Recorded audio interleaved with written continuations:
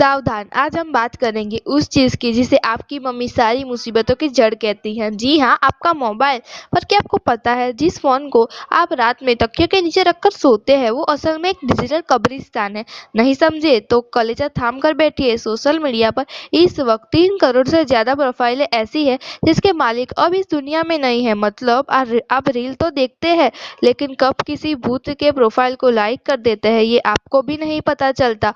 और साल 2070 तक तो जिंदा लोगों से ज्यादा मुर्दों की ऑनलाइन प्रोफाइलें होगी।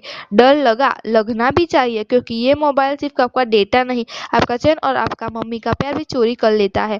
अब जल्दी से कमेंट में यस लिखो, और अगर आप चाहते हो कि मैं इस जासूस फोन के और भी काले राज खोलूं।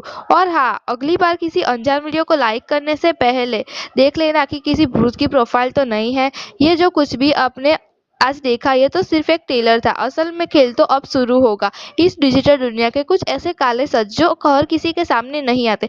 तो अगर आपने वो हिम्मत है कि आप ये सच का सामना कर सके, तो सीक्रेट सर्कल का हिस्सा बनना चाहते हैं, तो अभी सब्सक्राइब बटन दबाकर आपकी मौजूदगी दर्ज करवाइए।